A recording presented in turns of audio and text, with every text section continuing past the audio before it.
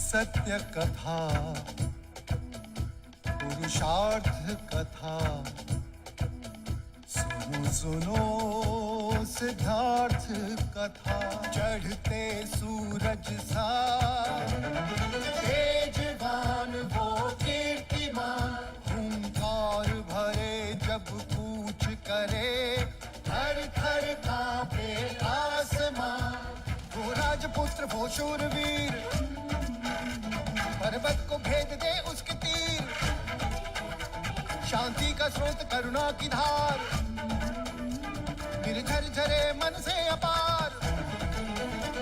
वो राजपुत्र वो शूरवीर, पर्वत को भेद दे उसके तीर, है शाक्य वंश का वो तारा, जगमग है जिससे जग सारा। सत्य कथा, पुरुषार्थ कथा, सुनो सुनो सिद्धार्थ कथा।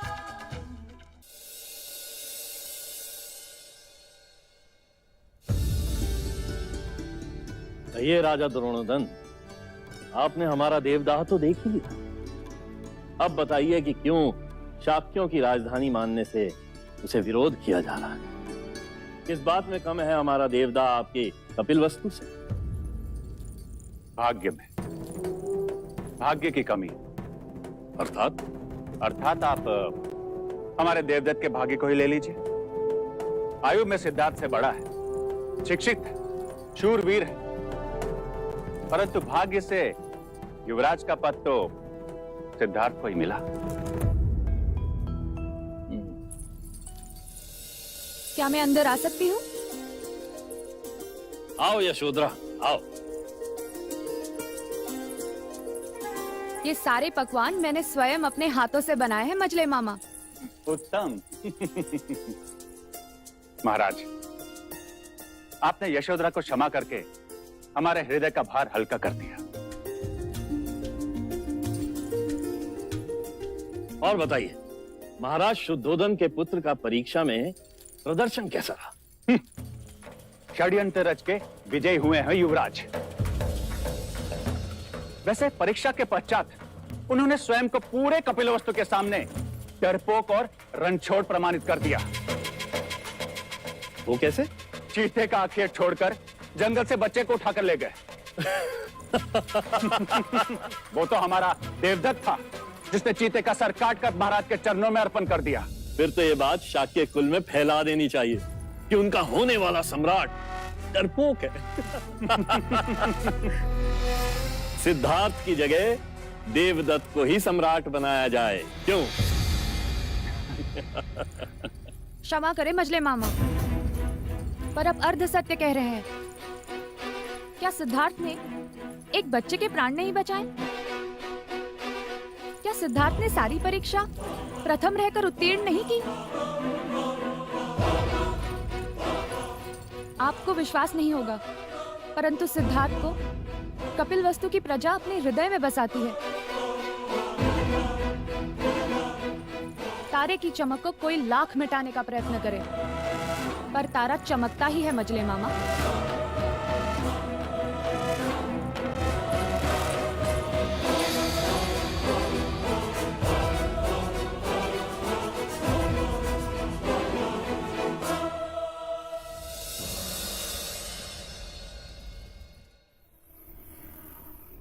सिद्धार्थ, ये लो मेरी तलवार।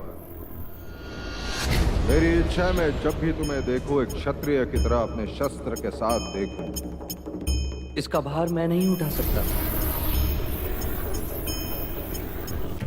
सिद्धार्थ की आचार्य कौंडिन्य के साथ घनिष्ठता बढ़ रही है। ये उन्हीं की संगत और शिक्षा का परिणाम है कि सिद्धार्थ ध्यान की तरफ आकर्षित हो रहे हैं।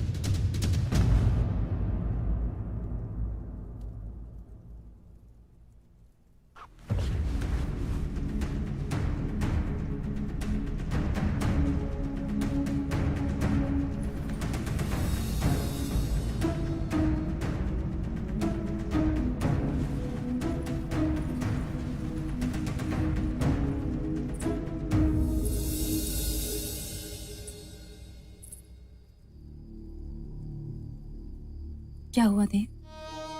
नींद नहीं आ रही? हाँ,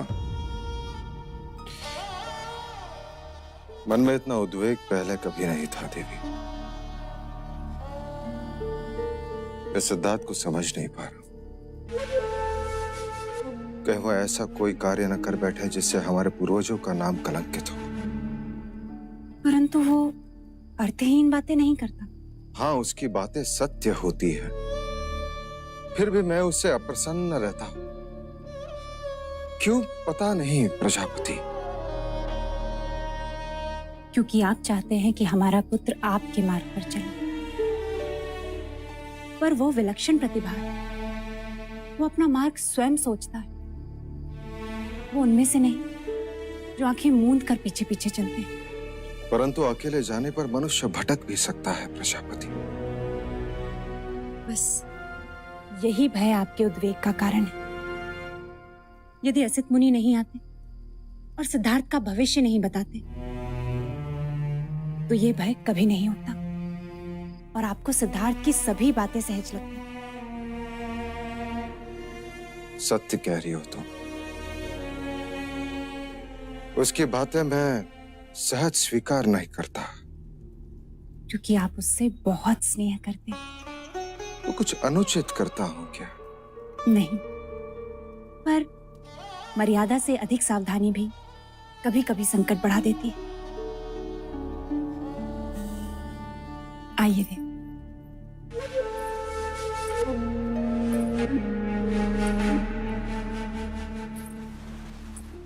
अब आप सो जाइए देव। देव, नींद से बड़ा मित्र नहीं और उद्वेग से बड़ा शत्रु नहीं।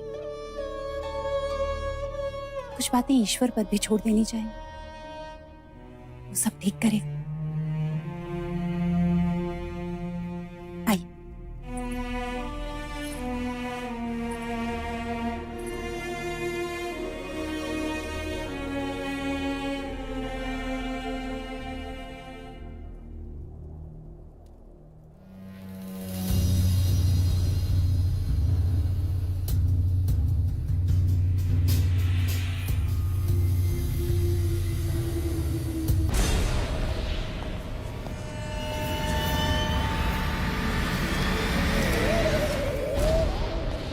सिद्धार्थ! सिद्धार्थ!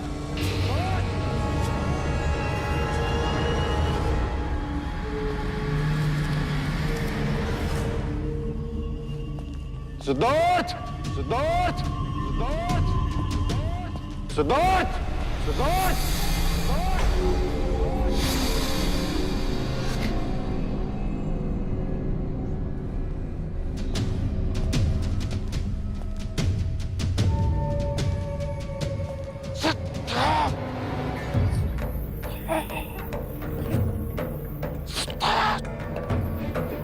तेरा पुत्र सन्यासी बने, सन्यासी बने।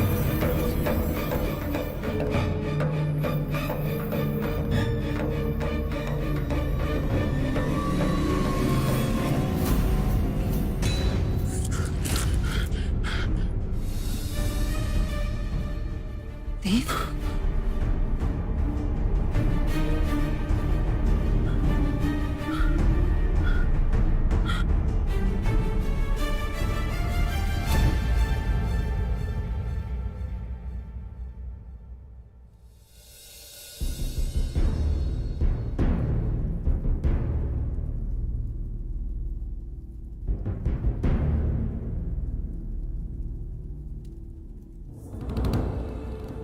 महाराज, आपका स्वप्न पहले प्रहर का है और ग्रंथ अनुसार पहले प्रहर का स्वप्न सच होता है। आप स्वप्न में सिद्धार्थ को ढूंढ रहे हैं, अर्थात आपके पथ से उसका पथ विपरीत है। दूजा, आपने सिद्धार्थ को समाधि में देखा, अर्थात वो शांति के पथ पर चलेगा। शरीर पर मिट्टी और पौधे, अर्थात उसने समाधि कई दिनों से लगाई होगी। उसने गेरुए रंग के कपड़े पहने हैं, अर्थात उसकी विचारधारा मुनि और योगी की भांति हो। आचार्य कौंडिन्य, बस।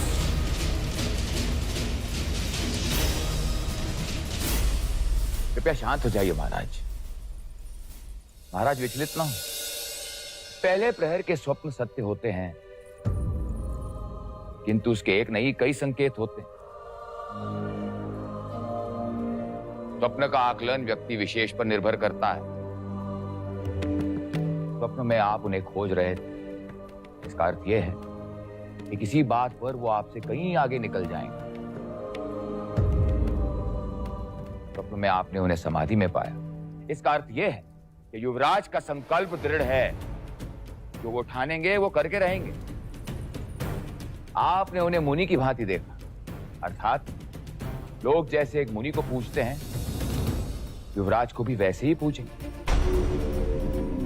महाराज, हम सब जानते हैं कि युवराज की जन्म कुंडली में कई सिद्ध योग हैं, और जिस राजा का संकल्प दृढ़ होता है वही चक्रवर्ती होता है।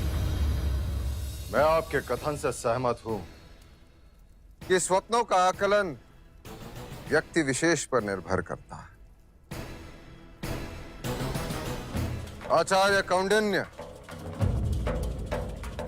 मेरा आपसे मतभेद है।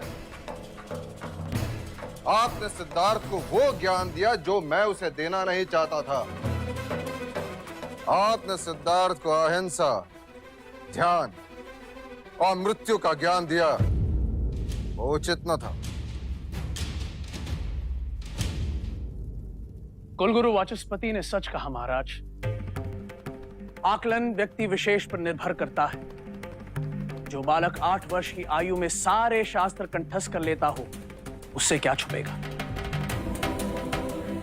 महाराज, वेदों और शास्त्रों में जगह जगह पर जीवन, मरण, मोक्ष, मुक्ति का उल्लेख है। केवल इन उल्लेखों और उपदेशों से कोई सन्यासी नहीं बन जाएगा। अब तक शमशान वैराग्य की भावना उनमें नहीं हुई है, क्योंकि उन्होंने अब तक किसी भी मनुष्य की अथवा अपने स्वजन की मृत्यु नहीं देखी। उन्हें मनुष्य रोग की अनुभूति नहीं हुई है। और रही बात अहिंसा और ध्यान की, तो अहिंसा उनका स्वभाव है और ध्यान उनकी रुचि। महाराज, स्वभाव और रुचि मनुष्य अपने साथ लेकर जन्म लेता है, उसे सिखाया नहीं जाता। एक पक्षी की पीड़ा अथवा एक जीव की मृत्यु देखकर जो बालक विहाल हो जाता है, मनुष्य के दुख उसके लिए अमूल्य होंगे। आप, हम, यहां उपस्थित सब मोक्ष प्राप्त करना चाहते हैं। प्राप्त करने के कई मार्ग, भक्ति, वैराग्य, ज्ञान। अब कौन सा मार्ग चुनना है, इसका आकलन भी व्यक्ति विशेष पर निर्भर करता है। फिर भी यदि आप सब गुणी जनों को मेरी शिक्षा प्रणाली अनुचित लगी हो, तो मैं क्षमा चाहता हूं। महाराज, मुझे यहां से जाने की अनुमति दे दीजिए।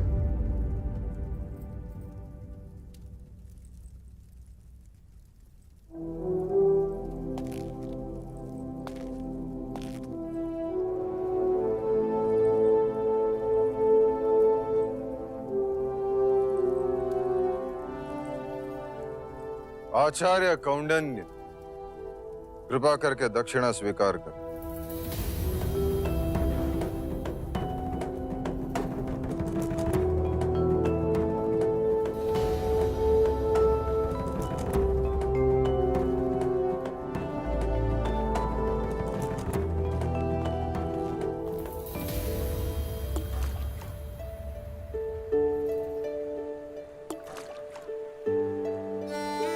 ऐसा क्यों होता है चन्ना? जब मनुष्य के जीवन में कोई साथ आता है तो उसे खुशी होती है, और जब छोड़कर चला जाता है तो ग्लानि। देवी गोपा के जाने का दुख है आपको?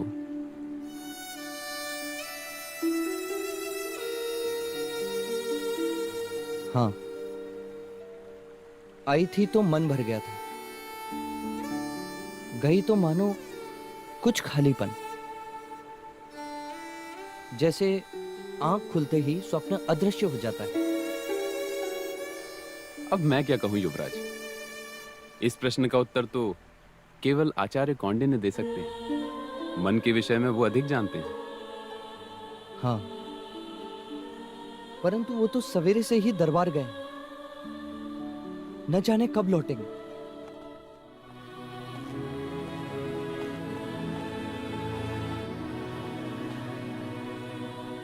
कुलगुरु, मैं ये दक्षिणा स्वीकार नहीं कर सकता। क्यों आचार्य? क्योंकि युवराज को दी गई मेरी शिक्षा महाराज को उचित नहीं लगी। आप उचित अनुचित को भूल जाइए आचार्य। कृपया आप इस दक्षिणा को स्वीकार कीजिए। नहीं, मैं अपनी शिक्षा के प्रतिफल में दक्षिणा लेता हूं। केवल एक ब्राह्मण होने के नाते आश्रित होकर भिक्षा नहीं मांगता। क्या आप मुझ पर आक्षेप कर रहे हैं आचार्य कौंडिन्य? क्या आपने महाराज को प्रसन्न करने के लिए असत्य नहीं कहा? नहीं आचार्य, मैं इस राज्य का कुलगुरु हूं। मेरा कर्तव्य यह है कि मैं राजा के प्रति, इस राज्य के प्रति निष्ठावान रहूं, कि कहीं उनका विश्वास खंडित ना हो जाए। वो चिंता मुक्त रहें कि वो अपनी प्रजा का अच्छा पालन कर सके। क्या आपको ज्ञात नहीं है कि असित मुनि के एक कथन से पूरी की पूरी एक पीढ़ी को कपिलवस्तु से निकाल दिया गया था? और आपका भी इस राज्य के प्रति यही कर्तव्य था आचार्य कौंडिन्य कि आप युवराज को क्षत्रियता का पाठ पढ़ाते, ताकि एक सन्यासी का। कुलगुरु, आत्मा भाग्य को साथ लेकर आती है। आपके अथवा मेरे कहने से कोई सन्यासी नहीं बन जाता। मैंने युवराज को वो प्रत्येक शिक्षा दी है जो एक गुरु को अपने शिष्य को देनी चाहिए। क्षमा करें गुरुवर्य, जीवन निर्वाह के लिए जो शिक्षा से समझौता करे उसे गुरु नहीं कहते।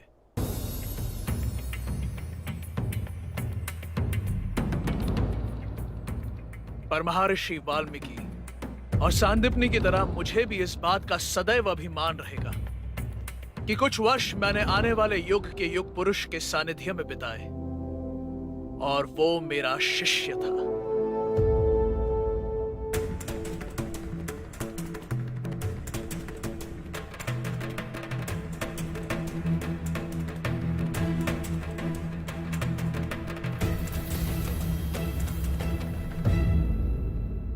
कौंडिन्य के विचार तो आपने सुने भाई महाराज।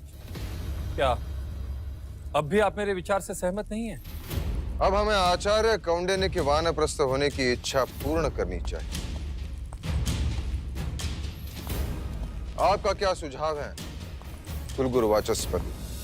राजन, उनके विचार और हमारे विचार भिन्न हैं। अर्थात आपका भी यह मानना है कि आचार्य के वानप्रस्थ होने की इच्छा पूर्ण कर दी जाए। परंतु महाराज, उनका रिक्त किया स्थान कोई पूरा नहीं कर सकता। और मैं शाक्यों का सिंहासन रिक्त नहीं रख सकता अमात्य। मैं सिद्धार्थ को सन्यासी बनते नहीं देख सकता। यदि युवराज के हित को देखा जाए राजन, तो कौंडिन्य की इच्छा को तुरंत पूर्ण करना चाहिए। युवराज वन में जाए या ना जाए, परंतु आचार्य कौंडिन्य को वन में जाना ही होगा। सिद्धार्थ! सच कहते थे आचार्य कौंडिन्य। कभी कभी आंखें खुली होते हुए भी मनुष्य बेध्यान हो जाता है। ऐसे कैसे? देखो, हम निकले थे महल जाने के लिए, परंतु पहुंच गए नगर द्वार। सुनिए ना, क्या हो गया आपको? अभी तक बीते भाई लोगों से क्या हो गया? क्या हो? जागे, कुछ बोलिए तो सही। उठो ना, अभी तो ठीक थे। क्या हो गया इन्हें? बोल क्यों नहीं रहे? जागिए ना, कुछ बोलिए तो सही। पापा को क्या हो गया? ये नहीं रहे।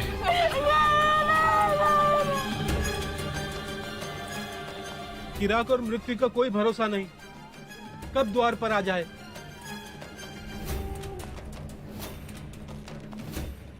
अरे वो देखिए, युवराज आ रही है। युवराज! अगर युवराज ने इनके मृत शरीर को देख लिया तो क्या होगा? हमारा तो नगर निकाला हो जाएगा।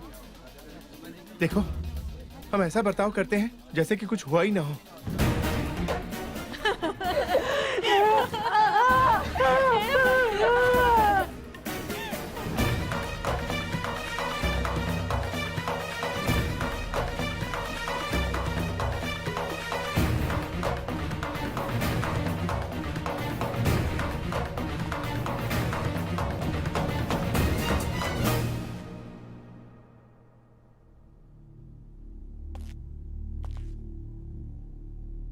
क्या हुआ? अब सबकी आंखों में आंसू कैसे? अब क्या बताएं युवराज, वो अभी अभी सूखी हवा की ऐसी आंधी आई कि सबकी आंखें गीली कर गई। आंधी? मैं और चन्ना भी यहीं थे, हमने तो कोई आंधी नहीं देखी।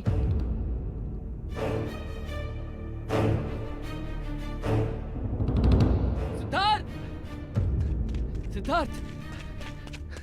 क्या हुआ? क्यों सांसों से तेज दौड़ रहे हो? इतने भयभीत क्यों हो? आचार्य कौंडिन्य कपिल वस्तु के गुरुकुल को छोड़कर हमेशा के लिए जा रहे हैं।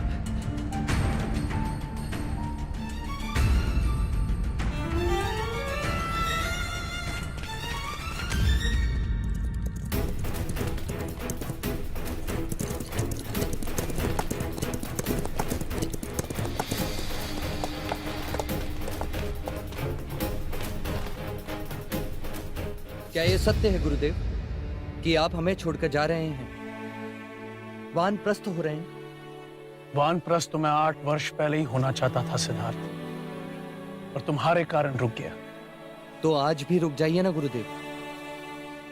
आपके बिना यह सिद्धार्थ अधूरा है। अगर आप मुझे इस तरह छोड़कर चले। अरे सिद्धार्थ, तुम जानते हो ना, उस पेड़ पर एक चिड़िया ने अपना घोंसला बनाया है।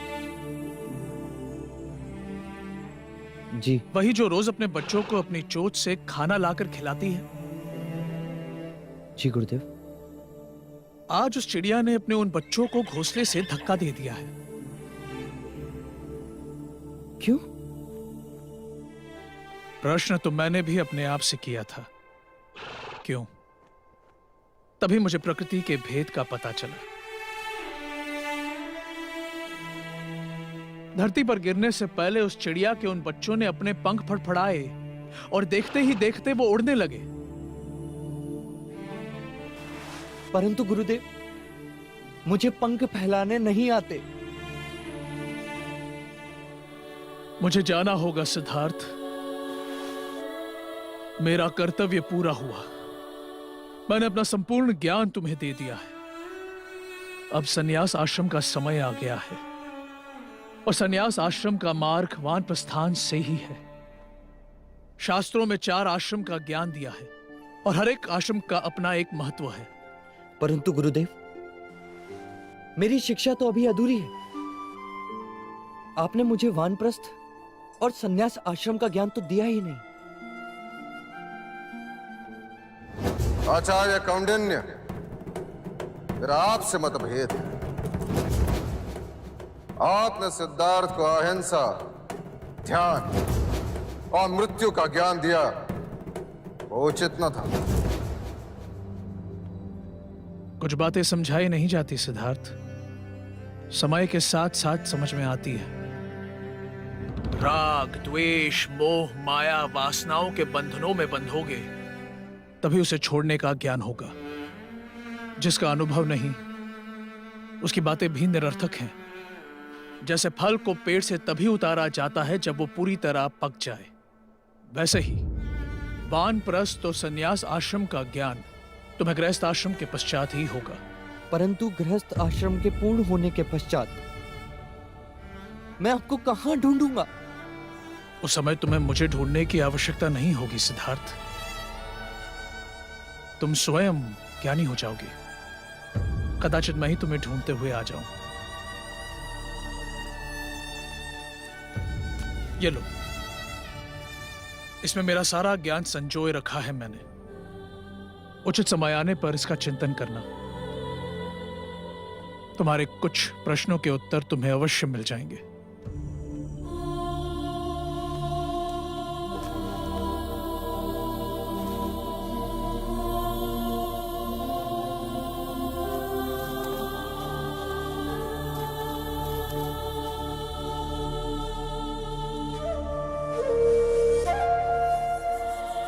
गुरुदेव, रुक जाइए गुरुदेव। आपके बिना मैं अकेला रह जाऊंगा गुरुदेव। रुक जाइए आचार्य। क्या तुम्हें ऋग्वेद की ऋचा स्मरण है? जी।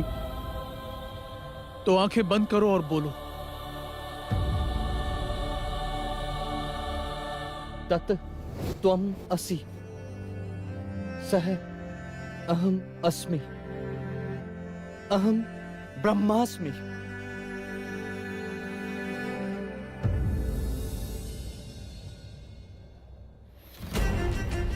गुरुदेव!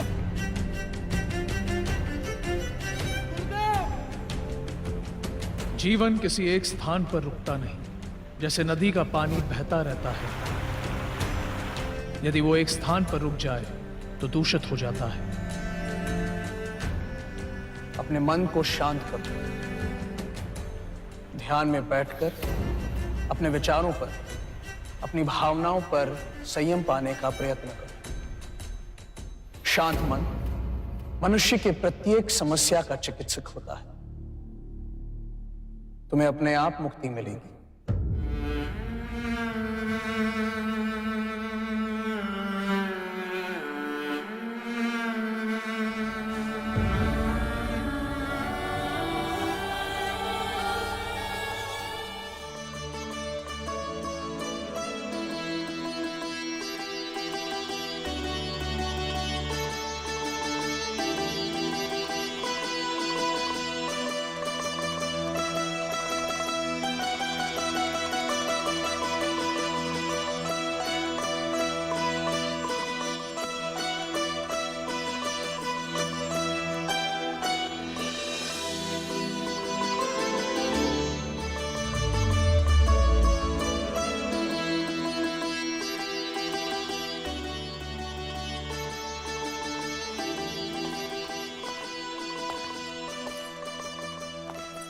क्षमा कीजिएगा महाराज, किन विचारों में खोए हैं आप? नृत्य में भी आपका ध्यान नहीं है?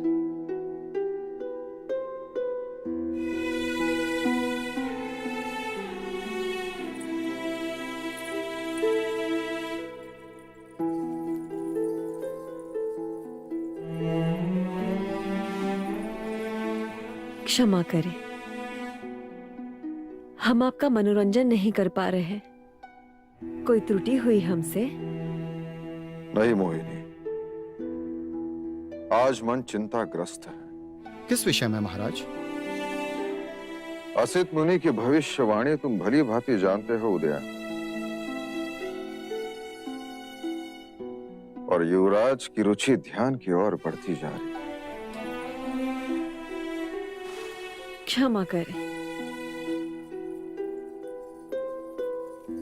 किंतु युवराज की सेवा करने का अवसर आपने हमें नहीं दिया।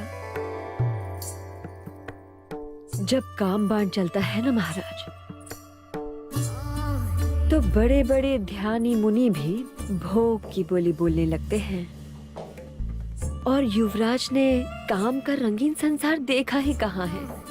महाराज, मोहिनी बिल्कुल सत्य कह रही है।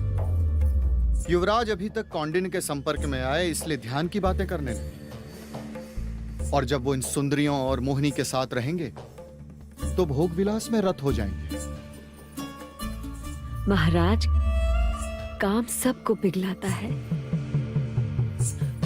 यूं तो जीवन में कई अग्नि है, और अग्नि सब कुछ नष्ट कर देती है, किंतु एक अग्नि है जो सृजन करती है, जिस अग्नि से आनंद प्राप्त होता है, जो मन के वैराग्य को जलाता है और मोह पाश में जकड़ लेता है। ठीक है मोहिनी, आज से युवराज का उत्तरदायित्व तुम्हारा। काम शास्त्र तुम उसे सिखाओ।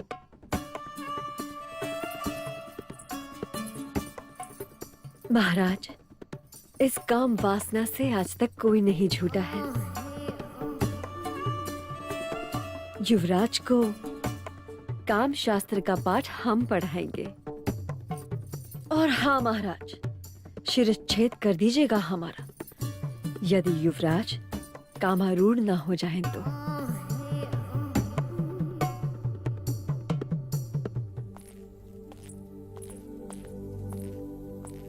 सिद्धार्थ,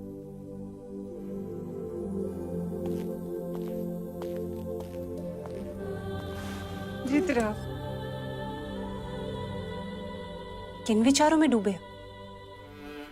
माँ, मेरे मन में बार बार एक ही प्रश्न उठ रहा है। यदि मुझसे कोई अपराध हुआ है तो मुझे दंड दें। आचार्य कौंडिन्य को पद से हटाने की क्या आवश्यकता थी? क्योंकि वह स्वयं एकांत चाहते थे, वानप्रस्थ होना चाहते थे। उन्हें तो अपनी इच्छा से एकांत मिल गया और मुझे अकेलापन। आचार्य कौंडिन्य मेरे हर प्रश्न का उत्तर थे, मेरी जिज्ञासा का प्रत्युत्तर थे। अब मैं किससे प्रश्न करूंगा और किससे उत्तर पाऊंगा? ईश्वर से। ईश्वर जो स्वयं एक प्रश्न है, वो प्रश्न के उत्तर क्या देगा? जो ईश्वर बोलता नहीं, जो ईश्वर देखता नहीं, वो ईश्वर जिसका कोई ठिकाना नहीं। नहीं सिद्धार्थ, बल्कि यूं कहो कि सारी सृष्टि उसका ठिकाना है।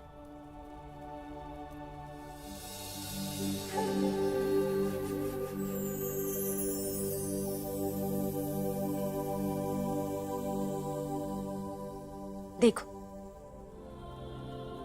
ये सूर्य भी ईश्वर का एक रूप है, जो दिखाई देता है, जो अपने धूप से तुम्हें छूता भी है और अपने उजाले में सृष्टि का ज्ञान देता है। क्या ये किसी गुरु या आचार्य से कम है? और संध्या में जब ये डूब जाता है तो हम निराश नहीं होते। क्यों? क्योंकि हमें विश्वास है कि यह कल फिर आएगा, एक नई सुबह के साथ। सिद्धार्थ, ईश्वर के एक नहीं अनेक रूप होते हैं। कभी वो आचार्य कौंडिन्य के रूप में आता है तो कभी सूर्य बनकर, कभी मित्र के रूप में आता है तो कभी पुत्र बनके। न जाने कल तुम्हें किस रूप में मिल जाए।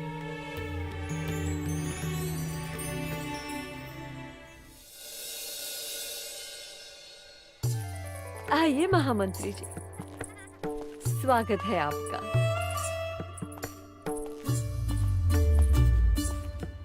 सुंदर, अति सुंदर। युवराज अवश्य पसंद करेंगे। देवियों, आज तक केवल क्षत्रिय अपनी मातृभूमि के लिए युद्ध करते आए हैं। अपने तलवार के बल पर शत्रुओं पर विजय प्राप्त करते आए हैं।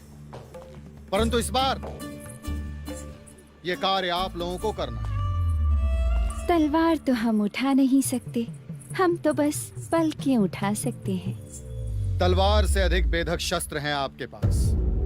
आपका सौंदर्य, आपका श्रृंगार, आपकी ये भाव भंगिमाएं, रति जैसी मादकता और उन सब से सर्वोपरि आपकी पुरुषों को समझने की क्षमता। युवराज स्वभाव से उदास है, करुणा से भरे हैं, दूसरों के दुख को अपना दुख समझते हैं। आपका यह कर्तव्य होगा कि आप सब उन्हें वैराग के विपरीत उंगली पकड़कर जीवन का आनंद प्राप्त करने की शिक्षा दें। उन्हें समझाएं कि संसार में जितना दुख है उससे कहीं अधिक सुख है। ये रंगीन रातें, ये मादक शरीर, ये सुर सुरा, ये वो सुख हैं जिससे उनके मन में उठने वाली वैराग की भावना सदा के लिए समाप्त हो जाए। हम तो युवराज को देखने को बड़े आतुर हैं। और हम आपको उनसे मिलवाने को, जो गणिका उनके आसक्ति का कारण बनेगी, वो सम्राज्ञी का सम्मान पाएगी। अति उत्तम।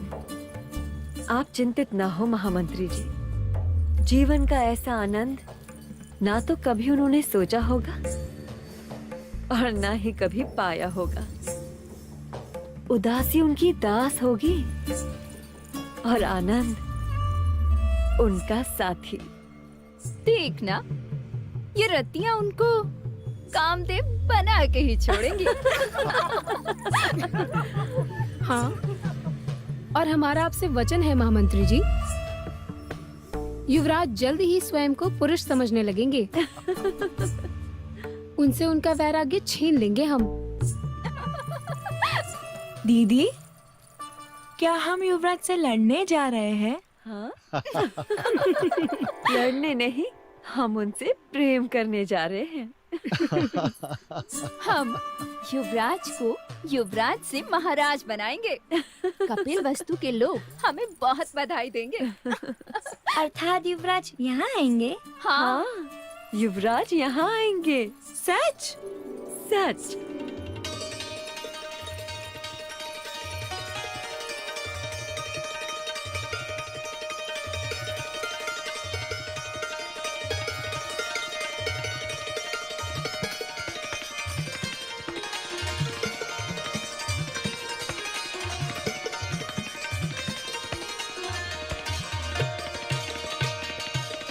उत्तम, अति उत्तम। संगीत और श्रृंगार युवराज को वैराग्य से वापस ले आए। बस महाराज आप निश्चिंत रहे, युवराज सिद्धार्थ बहुत जल्द अपना वैराग्य खो देंगे। अनुज,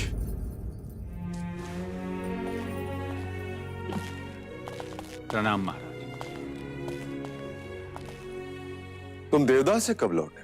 अभी अभी लौटा महाराज। अभी तक खुश तो हैं? जी। और महाराज दंडपानी?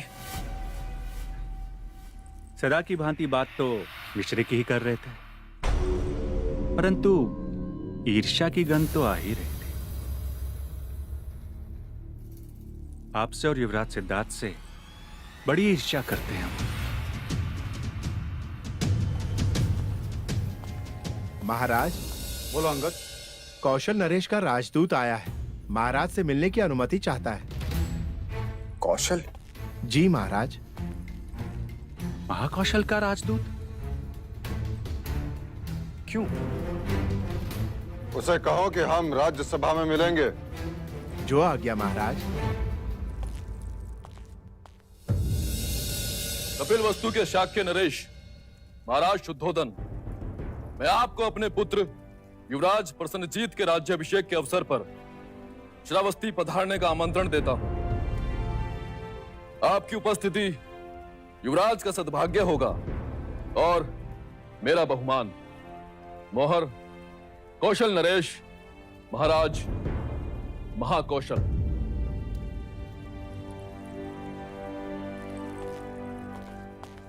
महामंत्री, कौशल राज को संदेशा भेजो कि उनके आमंत्रण के लिए हम आभारी हैं। जी। पुत्र का राज्याभिषेक हर पिता के जीवन के लिए सौभाग्य होता है। हम अवश्य पधारेंगे। महामंत्री, राजदूत को उनका सम्मान दिया जाए। जो आज्ञा महाराज।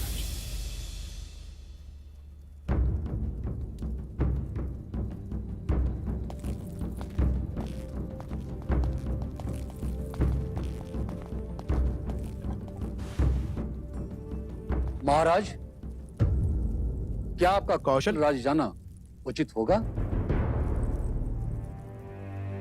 मैं तो कहता हूं महाराज, किसी बात का निमित्त बनाकर टाल दीजिए। इस राज्याभिषेक का आमंत्रण केवल कौशल राज का शक्ति प्रदर्शन लगता है। नहीं महाराज, आपको वहां अवश्य ही जाना चाहिए, और यदि आपकी अनुमति हो तो मैं भी साथ चलूंगा। मुझे भी कौशल नगरी देखनी है, और साथ ही युवराज प्रसन्नजीत को भी। हाँ हाँ, क्यों नहीं। वैसे भी आज नहीं तो कल हमारा सामना प्रसन्नजीत से होगा ही। नहीं, तुम नहीं जा सकते। किंतु क्यों नहीं जा सकता? यदि मैं तुम्हें ले जाऊं तो मैं सिद्धार्थ को कैसे मना कर पाऊंगा? तो आप सिद्धार्थ को भी साथ ले चलिए। नहीं देवदत्त, इस समय कपिल वस्तु के भावी सम्राट को वहां ले जाना खतरे से कम नहीं। क्यों हर बार सिद्धार्थ की वजह से मुझे सहन करना पड़ता है? क्यों आप उसे कोई भी कारण बता के मना नहीं कर सकते? देवदत्त, अपने विवेक की चौखट मत लांगो। इतनी भी समझ नहीं कि महाराज से प्रश्न नहीं करते। जाओ यहां से।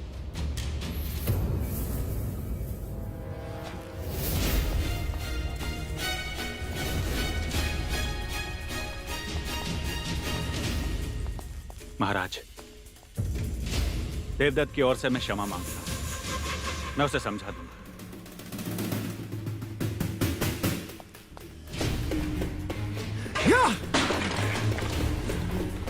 देवदत्त! देवदत्त!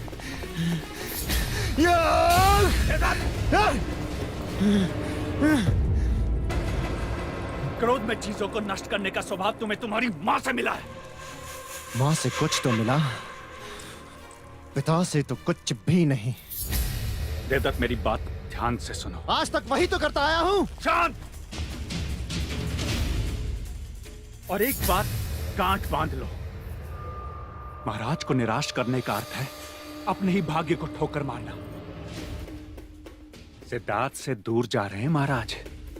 उसे भोग विलास में इतना डुबो दो कि सांस लेने की सुध न रहे। उससे क्या होगा? विलास का अतिरेक उसे निष्क्रिय बना देगा। तलवार जब अधिक समय तक म्यान में रहती है तो उसे जंग लग जाता है, और जंग लगी हुई तलवार पर प्रजा कभी भरोसा नहीं करती। समझे?